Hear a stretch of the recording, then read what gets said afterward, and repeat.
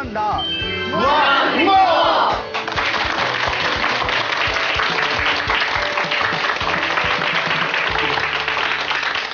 예, 만나서 반갑습니다.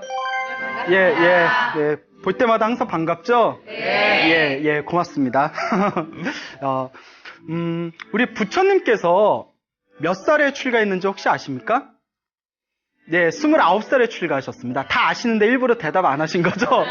네, 29살에 출가를 하시고 6년 동안 수행을 하십니다. 6년 동안 수행을 하신 뒤에 이제 29살에 출가하셔서 6년 동안 수행하셨으니까 몇 살에 깨달음을 얻었을까요? 그렇죠. 이건 아시네요. 예, 다행입니다. 35살에 이제 깨달음을 얻게 되십니다. 부처님께서 이제 처음 출가를 하셨을 때, 29살에 처음 출가를 하셨을 때, 이제 만나게 된 스승이 이제 알라라 깔라마를 만나게 됩니다. 예. 그 이름이 독특해요. 알라라 깔라마. 뭐 인도 사람이니까 알라라 깔라마. 예. 알라라 깔라마를 만나게 됐는데, 이 알라라 깔라마가 그 당시에 아주 당대의 유명한 명상 수행자였습니다. 그래서 알라라 깔라마에게 명상을 배우고 알라라 깔라마에게 굉장히 수준 깊은 아주 깊은 명상의 세계를 체험하게 됩니다. 그것을 무소유처라고 합니다. 무소유. 예, 무소유처정이라는 깊은 상태에 들어가게 됩니다. 무소유처라는 그 성정 상태를 체득한 부처님께서 알라라 깔라마에게 묻습니다. 이것보다 더 높은 경지가 있습니까? 이것보다 더 높은 경지가 나는 더 이상 발견하지 못했다. 내가 가르쳐 줄 수 있는 것은 이것뿐이다. 나는 이것을 평생 동안 닦아서 겨우 얻었다. 근데 젊은 그대는 단 며칠 만에 이것을 얻었다. 어디 가지 말고 나와 함께 우리 교단을 이끌자. 그때 부처님께서 고민에 빠집니다. 명상에 들어가 있을 때는 마음이 고요하고 편안하지만 명상에 나온 뒤에는 번뇌와 욕망이 아직 남아있음을 느낍니다. 이것으로는 진정한 진리의 세계에 도달할 수가 없다. 그거 알라라 깔라마의 곁을 떠나게 됩니다. 그 다음에 만나게 된 스승이 우타카 라마푸타라는 스승을 만나게 됩니다. 예? 웃다가 뭐 어떻게 됐나 봐요. 예? 우타카 라마푸타라는 스승을 만나게 되고 우타카 라마푸타라는 스승 밑에서 최고의 명상의 경지에 들게 됩니다. 그것을 비상비비상처라고 부릅니다. 비상비비상. 비상, 생각이 아니고 비비상, 생각이 아닌 것도 아닌 경지. 뭘까요? 모르겠죠. 예, 저도 잘 모르겠습니다. 네? 생각도 아니고 생각이 아닌 것도 아닌 인간이 도달할 수 있는 최고의 명상 세계에 들어가게 됩니다. 하지만 부처님께서는 다시 고민에 빠지게 됩니다. 비상비비상처라는 최고의 명상의 체험을 얻게 되었지만 명상 상태에 있을 때는 고요하고 편안하다. 하지만 명상에서 깨고 나서는 다시 욕망과 번뇌가 남아있음을 느낀다. 이것으로는 진정한 깨달음, 진정한 해탈의 길을 얻을 수가 없다. 그래서 우타카 라마푸타의 곁을 떠나게 됩니다. 그리고 더 이상 자신에게 새로운 경지를 열어줄 수 있는 스승을 발견을 못합니다. 이미 인간이 도달할 수 있는 최고의 명상 세계를 경험하게 된 거죠. 그 더 이상 스승을 발견하지 못하고 어느 숲에 들어가게 됩니다. 그 숲을 고행하는 사람들이 모여서 수행하는 숲이다 해서 고행림이라고 부릅니다. 고행하는 숲. 그곳에서 육체를 괴롭히는 고행 수행에 들어가게 됩니다. 왜냐하면 그 당시 인도 수행계에서 굉장히 보편적인 수행이었다고 합니다. 그러니까 그들의 이론은 다음과 같은 것입니다. 중생은 업으로 이루어져 있다. 업으로 이루어져 있다. 그건 이제 불교하고 좀 비슷하죠? 근데 그 업이 육체로 인해 결박되어져 있다. 육체로 인해 결박되어진 업에 의해서 우리 영혼이 자유를 얻지 못하는 것이다. 그래서 우리 업을 결박하고 있는 이 육체를 괴롭히고 이 육체를 내가 조복받음으로써 내 영혼을 자유롭게 만들 수 있다라는 논리에서 발견된 겁니다. 그래서 자신의 몸을 막 괴롭히는 거예요. 그래서 부처님께서도 그 방법을 처음에 따르게 됩니다. 6년 동안을 인간이 할 수 있는 최고의 극한의 고행을 하셨다고 합니다. 머리는 막 이렇게 봉두난발이 돼 있고 턱은 이렇게 쏙 들어가 있고 배도 완전히 그 등에 닿을 정도로 그 배꼽도 쏙 들어가 있고 막 갈비뼈의 힘줄 하나하나가 다 이렇게 적나라하게 표현되어진 부처님 고행상이 있습니다. 보신 분 있나요? 나중에 가서 보세요. 예, 인터넷 치면 바로 나와요. 부처님 고행상 하며 인간이 도달할 수 있는 최고의 극한의 고행을 다 경험하셨다고 합니다. 부처님의 고행하는 모습을 보고 아니 인간이 어떻게 저렇게 할 수가 있지 하고 수많은 몇십 년 동안 고행했던 사람들조차도 놀라서 나자빠질 정도였대요. 그 정도로 고행을 격렬하게 하고 그때 부처님의 고행의 모습을 보고 반하게 된 5명의 수행자들이 옆에서 부처님의 고행하는 모습을 시봉을 듭니다. 저분이 깨달음을 얻지 못하면 누가 깨달음을 얻을 것인가? 그러니까 우리가 저분의 깨달음을 얻으면 우리가 저분의 첫 번째 제자가 되자. 저분을 우리가 옆에서 보호해드리자. 이 5명의 수행자들이 있었습니다. 기억해 두십시오. 5명의 수행자. 자, 부처님께서 격렬한 고행을 하시고 나서 이제 6년이 지납니다. 6년이 지났을 때 문득 이런 생각이 듭니다.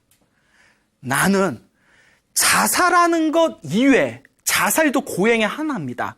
근데 자살을 빼고는 모든 고행을 다 해봤다. 예? 근데 자살은 하지 않으십니다. 왜냐하면 당신은 깨달음을 얻고 나서 중생을 제도해야 되는데 자살을 해버리면 중생을 제도할 수가 없지 않습니까? 자살을 제외하고 인간이 할 수 있는 고행은 다 해보았다. 하지만 아무리 육체를 괴롭혀도 깨달음을 얻는다 못 얻는다. 얻을 수가 없구나. 육체를 괴롭히는 것으로는 결국 깨달음을 얻을 수가 없구나. 깨달음을 얻으려면 육체를 괴롭히는 것으로는 깨달음을 얻을 수가 없다. 그러니 이제 고행을 멈추자. 내가 할 수 있는 건 다 해봤다. 고행은 무의미하다. 육체를 괴롭히는 수행은 의미가 없다라고 선언을 하십니다. 그리고 이제 체력을 다시 키우기 위해서 그동안 막 굶고 단식하고 온갖 격렬한 고행을 했기 때문에 일단 이제 몸이 얼마나 이제 막 더럽고 그랬을 거 아니에요. 고행하면서 연못에 들어가서 깨끗하게 몸을 닦습니다. 깨끗하게 몸을 닦는데 그 부처님 일대기에 보면 몸에 너무 힘이 없어서 연못에 들어가서 몸을 닦은 뒤에 연못에서 나오질 못하셨대요. 몸에 힘이 너무 없어가지고. 예? 그랬던 이야기가 있습니다. 그리고 나무 밑에서 있을 때 지나가는 사람의 도움을 얻어서 음식을 이제 가까스로 먹게 됩니다. 조금씩 음식을 먹으면서 몸의 체력을 키웁니다. 그때 부처님의 고행을 존경하면서 옆에서 시봉하던 5명의 수행자들이 손가락질을 하고 비난하기 시작합니다. 그러니까 부처님의 이름이 고타마 시다르타였거든요.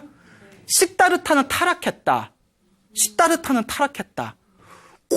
저렇게 고행을 했는데도 깨달음을 얻지 못했는데 지금 와서 고행을 멈춘다면 저 사람은 언제 깨달음을 얻겠느냐.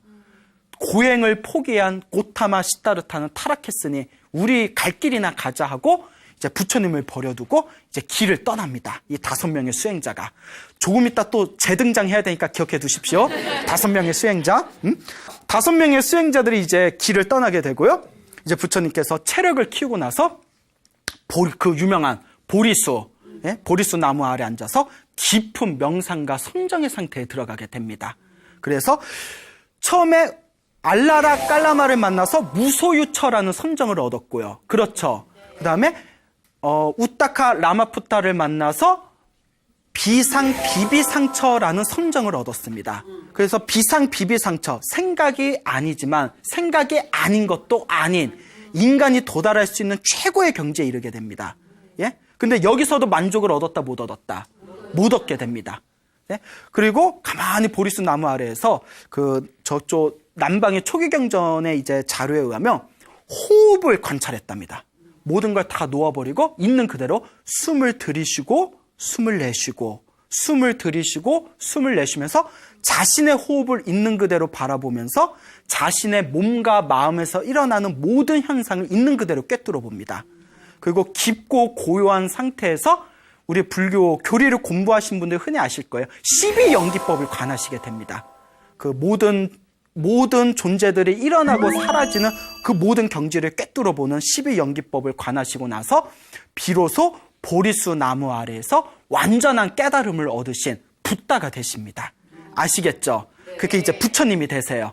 자, 이제 부처님이 되시고 나서 이제 고요히 이제 당신이 어렵게 힘들게 깨달음을 얻으셨으니까 이제 당신의 7주 동안 7일, 7주 동안 그 보리수 나무 아래 근처에서 자신만의 깨달음의 경지를 이렇게 즐기십니다.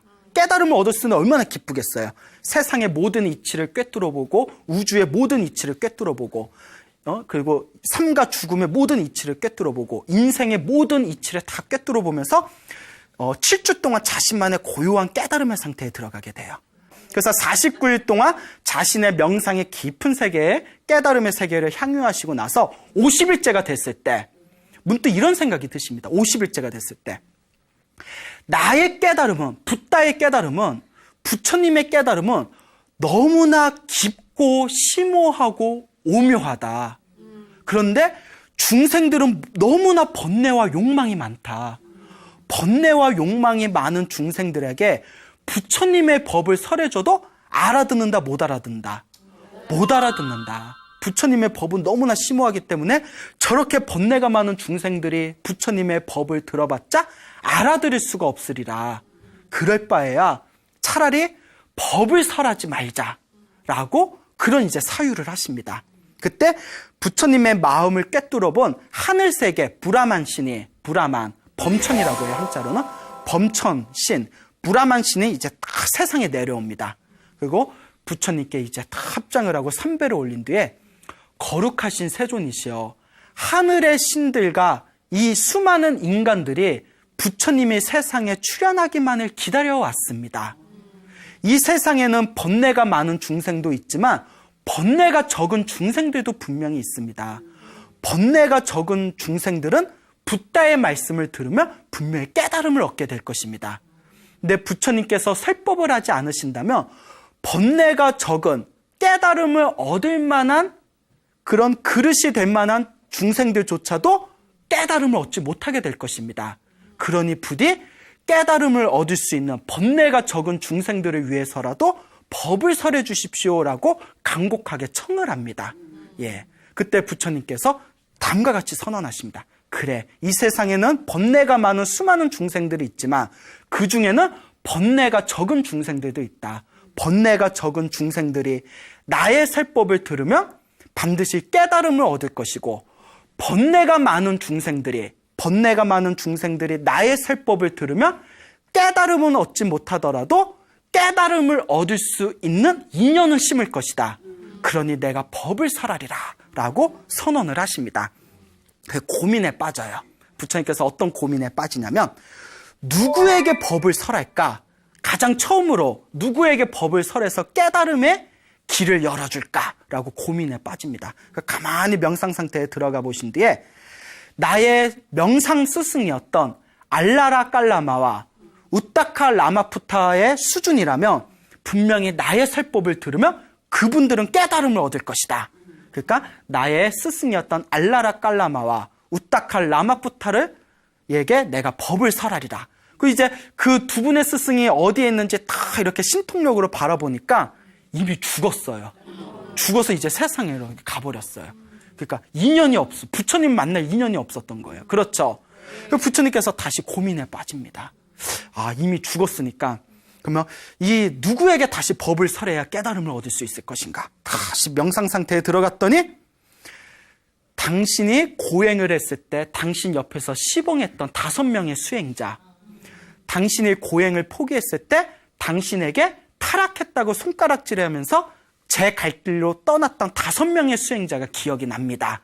아까 예고에서 얘기했죠? 네. 예. 그 5명의 수행자라면 나의 설법을 듣고 깨달음을 얻을 수 있으리라. 그 5명의 수행자들에게 제일 먼저 법을 설해야 되겠다라고 이제 마음으로 사유를 하십니다. 이 5명의 수행자들이 어디에 있나 이렇게 살펴보니까 저 멀리 떨어져 있는 녹야원이라는 동산이 있어요. 녹야원. 왜 녹야원이라면 이제 사슴록자예요. 사슴이 많았나 봐요. 그래서 사슴 동산, 사슴이 많은 동산이다 해서 녹야원이다. 이제 이런 이야기가 있습니다. 이제 부처님께서 거기까지 이제 천천히 이제 걸어가십니다. 천천히 이제 걸어가시는데 이제 가시다가 중간에 우빠까라는 수행자를 만나게 됩니다. 예. 이름들이 다들 별나죠? 예. 우빠까라는 수행자를 만나게 돼요. 우빠까. 근데 그 우빠까는 이제 다른 종교의 수행자였어요. 또 우빠까가 다 길을 걷다가 멀리서 부처님이 싹 걸어가면서 길을 건너시는 걸 보고는 너무나 그 거룩한 모습에 반해버립니다. 이 욱박가가 관상을 볼 줄 알았대요. 관상. 예? 여러분 관상 좋아하세요? 예, 어디 좀 보셨나요? 관상? 예? 예? 그 관상을 볼 줄 아는데 관상이 너무나 거룩한 거예요. 야, 저분이 만약에 종교계에 있으면 깨달음을 얻으실 분이고, 저분이 만약에 정치를 하실 분이면 황제가 되실 분이다. 너무나 거룩한 관상을 보고, 그러니까 우리가 생긴 대로 산다, 뭐 이런 말이 또 그게 또 어느 정도 일리가 있나 봐요. 여러분들은 이제 거울 보면서 나는 어떻게 생겼나 한번 보시기 바라요. 생긴 대로 산대요. 눈동자가 막 흔들려요. 예? 예? 다들 잘생기셨는데. 예, 예. 자, 그래서 이제 관상을 보고 너무 거룩한 그런 모습에 반해가지고 부처님께 가서 다 인사를 올립니다. 당신의 모습은 너무나 거룩합니다. 당신의 스승은 누굽니까? 당신은 누구입니까? 라고 질문을 던집니다. 이제 부처님께서 그 욱박가를 바라보면서 나에게 스승은 없다. 나는 이 세상에서 가장 존귀한 존재이다. 나는 완전한 깨달음을 얻은 열애, 붓다. 세상에서 가장 존귀하자 세존이다. 라고 선언을 하십니다. 욱박가가 그걸 딱 듣고는 왕자병? 아니, 실제로 경전에서, 뭐지? 예? 그렇잖아요, 여러분. 얘들아, 광우 스님은, 인상도 좋으시고, 광우 스님은 스승이 누구세요? 어느 절에 계셨고, 어떤 분이세요? 근데 광우 스님은 갑자기, 나는 스승이 없어. 나는 세상에서 가장 존귀한 자. 이 세상에 나보다 나은 사람은 없어. 이러면 여러분 속으로 무슨 생각할 거예요? 이분 큰일 나셨네. 이분 그렇게 안 봤는데 이상하시네. 욱박가가 놀란 거예요. 예? 왕자병? 우리 표현을 하면. 그러면서 고개를 갸웃거리면서, 아마 그런가 보네요. 하고 그냥 휙 가버렸대요.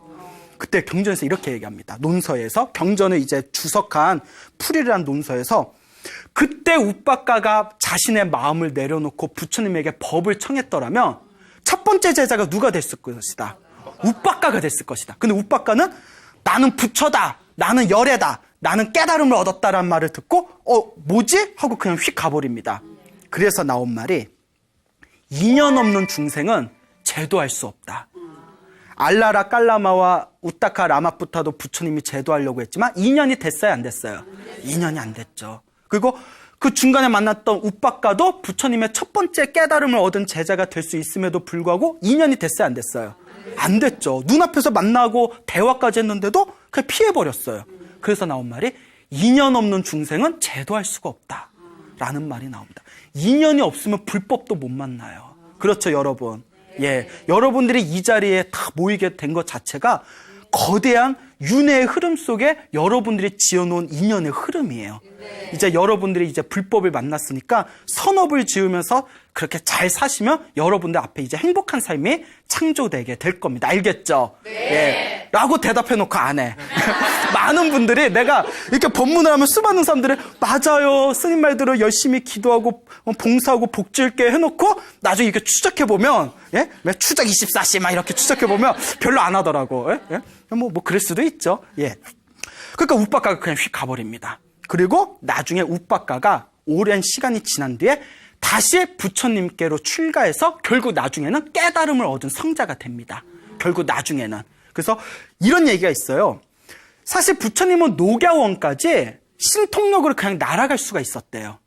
날아갈 수가 있었는데 일부러 걸어가셨대요. 그렇잖아요. 날아가는 게 편해요? 걸어가는 게 편해요?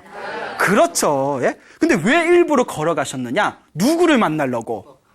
욱박가를 만나고 욱박가를 만나면 지금 당장 당신의 제자는 안 되겠지만 그때 길에서 만난 인연으로 욱박가가 몇 년 후에라도 다시 부처님의 제자가 돼서 깨달음을 얻게 될 것이다라는 걸 다 꿰뚫어 보셨대요. 야, 알파고 이상이야. 이거는 알파고도 근접할 수 없는 부처님의 신통입니다. 믿습니까, 여러분? 예, 예, 순진하시네. 예, 저도 믿어요. 그런데 부처님은 그러실 거예요, 분명히. 순진해야 수행할 수 있습니다. 그렇죠? 그래서 부처님께서 이제 계속 걸어서 녹야원을 도착하십니다. 이제 녹야원을 도착했는데 녹야원이 이제 5명의 수행자가 수행을 하고 있었어요. 근데 멀리서 다 부처님이 걸어오시니까 자기네들끼리 쑥덕쑥덕거립니다. 저기 타락한 수행자가 온다. 오더라도 우리 아는 척하지 말자. 인사도 하지 말고 아는 척도 하지 말자. 2600여 년 전에도 왕따가 있었어요. 예? 야, 저는 전 진짜 왕따 문화 싫어하거든요. 근데 2600년 전에도 왕따가 있었어. 야, 오더라도 아는 척하지 말자. 모른 척해, 모른 척해. 이 왕따는 인간의 근원적인 본능 중에 하나인가 봐요. 그렇죠. 근데 저희 학교 다닐 때 저희 세대 때는 솔직히 왕따가 없었어요.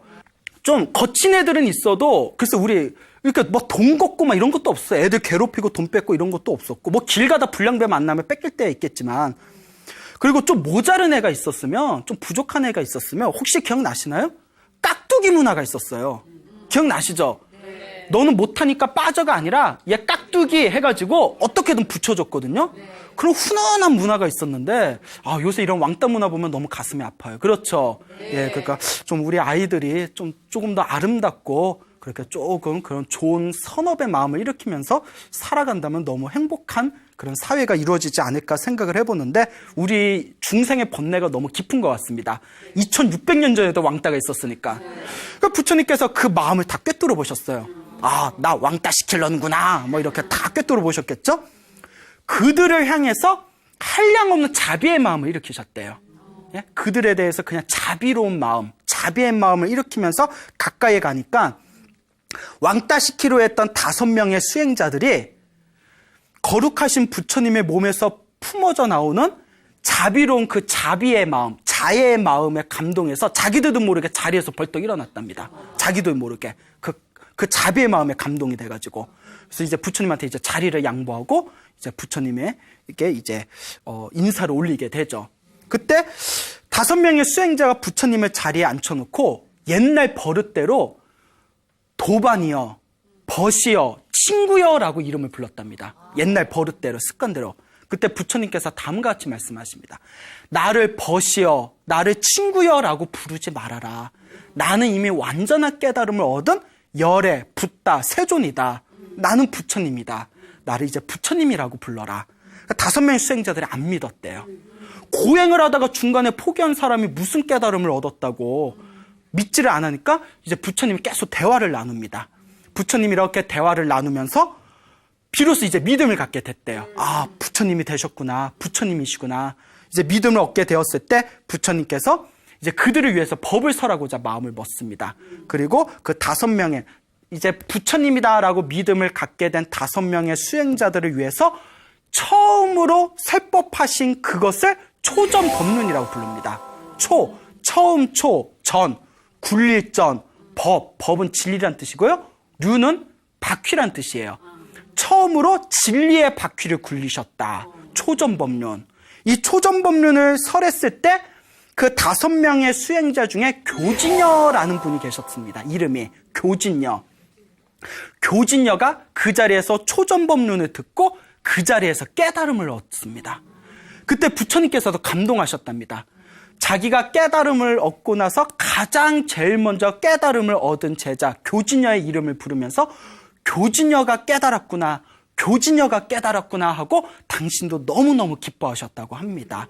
그래서 5명의 수행자 중에서 교진여가 첫 번째로 깨달음을 얻고 나머지 4사람도 차례차례로 깨달음을 얻어서 이 5명의 수행자가 부처님의 제자가 돼서 첫 번째 스님들이 되십니다.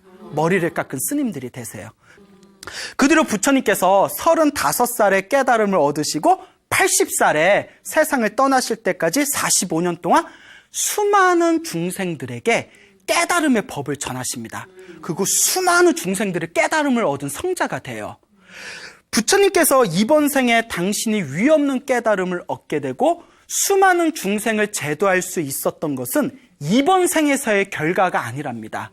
이미 전생에 한량없는 시간 동안 수많은 복덕과 지혜를 닦았던 전생에서부터 지었던 수행의 결과라고 합니다. 그 부처님은 전생에서도 엄청나게 수행을 많이 하신 거예요.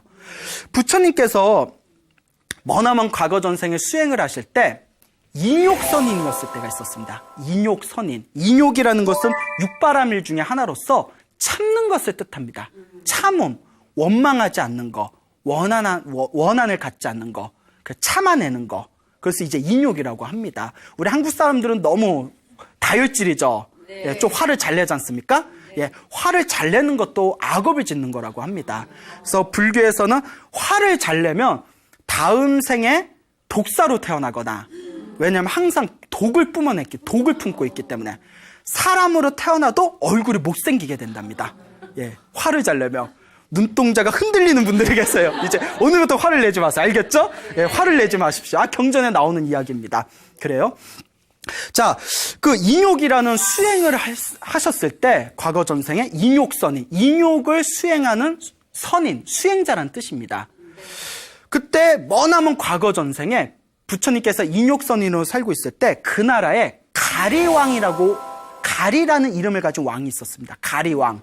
근데 이 가리왕이 굉장히 포악했대요. 아주 다혈질이었답니다. 하루는 이제 궁녀들을 데리고 이제 동산을 갑니다. 동산에 소풍을 갔는데 왕이 이제 궁녀들하고 뭐 띵가띵가 놀다가 피곤해서 이렇게 낮잠이 들었대요. 그 궁녀들이 이렇게 왕이 낮잠이 드니까 이제 궁녀들끼리 야, 우리 저기 가서 꽃이나 좀 꺾어오자. 우리 좀 구경 좀 더 하자 하고 이렇게 이제 숲으로 들어갔어요. 그래서 이제 막 꼭을 껐다가 저 나무 밑에 웬 사람이 앉아 있는 거예요. 그분 이제 인욕선인, 부처님의 머나먼 전생이었던 인욕선인이 나무 밑에 앉아서 다 이렇게 수행을 하고 있더랍니다. 근데 이렇게 궁녀들이 갔는데 잘생겼어. 예, 일단 잘생겼어. 인욕, 항상 화를 안 내니까 얼굴이 잘생긴 외모를 얻었나 봐요. 잘생겼어. 예? 수행자가 거룩한 모습으로 나무 밑에서 참선을 하고 있는데 또 잘생겼잖아요. 그 궁녀들의 마음이 콩닥콩닥 뛰는 거예요. 그 궁녀들이 이제 꽃을 바치면서 인욕선인에게 스님, 저희들에게 법문을 해주십시오. 라고 하니까 이제 인욕선이 다 이렇게 법문을 해줍니다. 법을 이렇게 설하고 있는데 그게 시간이 이렇게 흘러갔어요. 왕이 이제 잠에서 이렇게 깼는데 주변에 누가 있어요? 없어요? 아무도 없어요. 그 왕이 이제 야 궁녀들이 아무도 없고 병사들한테 야 궁녀들 다 어디 갔냐? 뭐 저기 산에 뭐 꽃 뜯으러 간다고 했는데 아직 오질 않습니다. 그 이제 왕이 다들 어디 갔어? 해서 이제 병사들을 데리고 그 숲으로 들어갑니다. 궁녀들을 찾으러. 근데 저기 보니까 궁녀들이 나무 밑에 이렇게 앉아서 가지런히 앉아서 그 수행자 스님에게 법문을 듣고 있는 거예요. 그래서 가까이 봤는데 나무 밑에 있는 스님이 또 어떻게 생겼어? 잘생겼어. 여러분, 남자의 질투는 무섭습니다. 들어보셨죠? 그 불교 경전에 이런 말이 있어요. 여자의 흠은 경전에 나옵니다. 여자의 흠은 질투고 여자는 유독 질투의 번뇌가 강하대요. 남자의 흠은 분노다. 라고 나옵니다. 남자 화 잘 내잖아요. 분노다. 가끔 여러분 남편이나 아들 보면 화 안 내도 될 것 같고 화내는 그런 모습 본 적 있지 않아요? 자주 보죠? 예. 근데 남자는 분노가 강한데 분노가 강한 남자가 질투까지 해버리면 여자보다 더 무서운 결과가 생긴답니다. 남자의 질투가 무서워요. 그렇죠? 예. 자. 왜 웃어요? 예? 그래서 이제 딱 갔는데 잘생긴 스님 밑에서 자기가 사랑하는 궁녀들이 옹기종기 모여서 법문을 듣고 있는데 법문만 듣고 있는 게 아니라 궁녀들 눈에 뭐가 있어? 하트가 어떻게 그렇게 잘 알아요? 예? 그래야 다 비슷비슷해. 사람의 번뇌가 비슷비슷해요. 분노와 질투가 와서 병사를 이끌고 저 중놈을 잡아와라. 그래서 이제 끌고 옵니다. 인욕선인을 다 가리키면서 부처님의 전생이죠. 너는 뭐 하는 사람이냐? 저는 수행자입니다. 수행? 무슨 수행을 하느냐? 인욕을 수행합니다. 네가 말한 인욕이 무엇이냐? 모든 것을 참고 견디고 다른 사람에 대해서 원망하는 마음을 가지지 않는 것입니다. 그래? 네가 정말 인욕을 하는지 내가 시험해보겠다 하더니 사지를 묶고 팔을 잘라버려요. 경전에 나온 내용입니다. 팔을 잘라요. 원한이 나에 대해서 미워하는 마음이 생기냐 안 생기냐? 저는 인욕을 수행하고 있습니다. 저는 당신을 미워하는 마음이 없습니다. 차라리 왕한테 울며 불며 살려달라고 했으면 풀어줬을지도 몰라요. 근데 오기가 생긴 거예요. 왕도. 나머지도 다 잘라라. 사지를 다 잘랐대요. 그래도 인욕선인의 흔들림이 없으니까 나중에 너무 끔찍한가요? 경전에 이렇게 끔찍한 내용이 있다니. 예? 코와 귀까지 잘라버렸답니다. 코와 귀까지. 툭툭. 그러니까 사람이 잔인하려면 이렇게 잔인해질 수가 있어요. 그때 그 광경을 보고 있던 하늘의 신들이 분노가 일어났답니다. 하늘의 신들조차 보자 하니까 이런 얘기했습니다. 하늘의 신들은 열심히 수행하는 자들을 알게 모르게 보호해준다고 합니다. 근데 인욕선인이 묶여서 팔다리가 잘리고 코와 귀가 잘리는 걸 보고 하늘의 뇌성병력이 내리치면서 하늘에 있는 신들이 그 가리왕을 죽이려고 합니다. 그 가리왕이 순간 막 하늘에 막 천재지변이 일어나면서 자신의 목숨에 막 위급함을 느끼게 되면서 그 자리에서 이제 코꾸라지게 됩니다. 뭐 하늘이 막 그냥 벼락이 떨어지고 땅이 막 진동을 일으키니까 그때 인욕선인이 다음과 같이 하늘을 향해서 외칩니다. 하늘의 신들이여, 나는 인욕을 수행하고 있다. 나의 인욕의 수행이 이 가리왕을 통해서 완성되었다. 나는 이 가리왕에게 고문을 당하면서 조금도 원망하는 마음이나 조금도 미워하는 마음을 일으키지 않았다.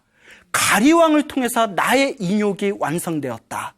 가리왕을 해치지 말아다오. 가리왕은 나의 스승이다 라고 외칩니다. 그리고 인욕선인이 다음과 같이 서원을 세웁니다. 저 가리왕이 나의 팔과 다리를 자르고 나의 코와 귀를 자르고 그리고 궁극적으로 가리왕을 통해서 나의 인욕이 완성된 이 공덕으로 먼 훗날 내가 완전한 깨달음을 얻게 되면 제일 먼저 누구부터 제도하리라? 저 가리왕을 제도하리라. 그 가리왕이 이 석가모니 부처님 시대 바로 누구였다? 교진여였습니다. 예, 못 맞췄으면 나 화내려고 그랬어요. 못 맞췄으면 나 오늘 방송 다 이거 엎으려고 그랬어. 교진여였습니다. 다 알고 계셨죠? 이게 바로 부처님의 자비심입니다. 예, 여러분 생각해 보세요. 내 팔다리를 자르고 내 귀와 코를 자른 사람한테 다음과 같이 원력을 세웁니다. 저 사람이 나를 괴롭힌 이 공덕으로 내가 저 사람을 제일 먼저 깨달음을 얻게 해주리라. 이게 불교예요, 여러분. 이에는 이, 눈에는 눈이 아니에요. 예? 미움을, 원한을 은혜로 갚을 수 있는 게 바로 불교입니다. 이게 바로 불교의 힘입니다. 이러니 제가 스님이 안 될 수가 있었겠습니까? 이렇게 위대한 가르침을 만났는데 세상 어느 종교를 봐도 미움과 원한을 완벽하게 은혜로 승화시키는 종교는 거의 불교밖에 없습니다.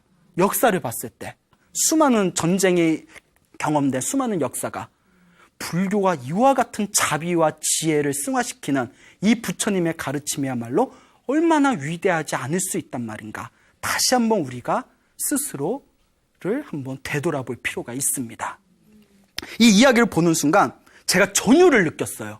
세상에 이럴 수가. 그렇잖아요. 지나가다 어떤 사람이 나한테 욕을 해요. 그 화 나요, 안 나요? 나죠. 누가 지나가는데 나 쳤어요. 짜증 나요, 안 나요? 그럼 여러분은 어떻게 하시겠어요? 복수해야죠. 그렇죠? 예? 너 나한테 욕했어? 너 나 때렸어? 저 자식을 그냥, 예? 그런 생각 들어요, 안 들어요? 그렇죠. 저걸 그 밤에 몰래 끌고 가서 산에다 묻어버릴까? 막 이런 생각 들어요, 안 들어요? 들잖아요. 아니에요? 그 정도는 아니에요? 예? 예? 자, 그런데 한번 생각해 볼 필요가 있습니다. 나를 괴롭히는 저 사람을 만난 것 자체가 사실 누가 지은 업일까요? 네, 내가 지은 업이랍니다, 불교는. 이번 한 생만 보면, 여러분, 이번 생만 보면, 나는 저 사람한테 잘못한 게 없는데 저 사람이 나한테 왜 그러는 걸까? 이런 생각 들 때 있어요, 없어요? 있죠. 뭐 사기를 당했거나, 예? 믿고 저기 보증을 서줬는데 날랐거나, 뭐 그렇잖아요. 뭐 약속을 했는데, 중요한 약속이었는데 그 약속을 자기들 마음대로 일방적으로 파기를 했다거나, 그럼 화가 분명히 날 겁니다. 근데 이번 생만 보면 나는 잘못한 게 없어요. 그런데 불교에서는 항상 과거 전생, 현생, 미래 내생, 3생을 얘기합니다.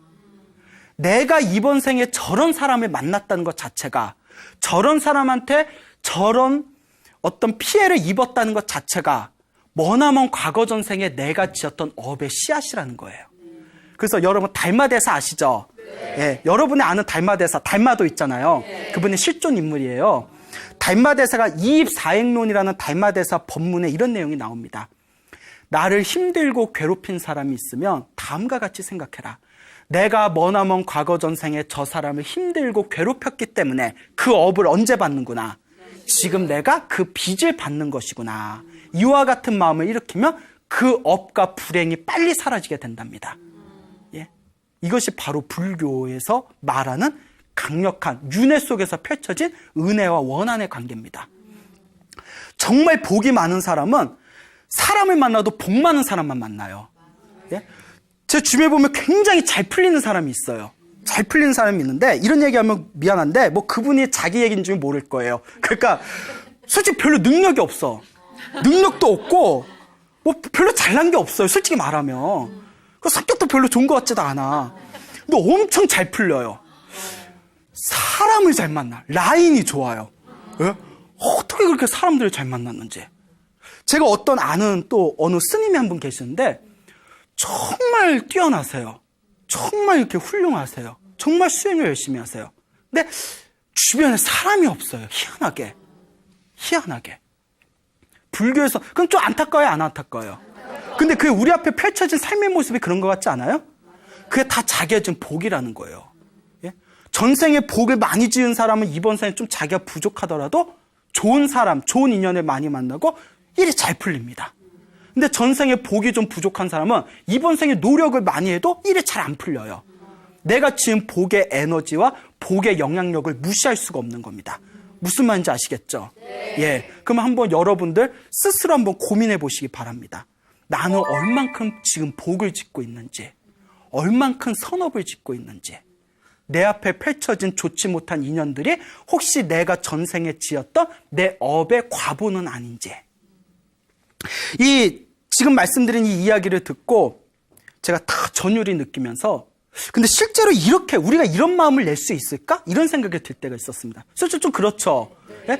이야기 듣고는 와 하지만 막상 내가 그런 일 겪으면 예? 내가 나에게 힘들고 괴롭힌 사람이 잘 되기를 바라는 마음을 일으킬 수 있을까?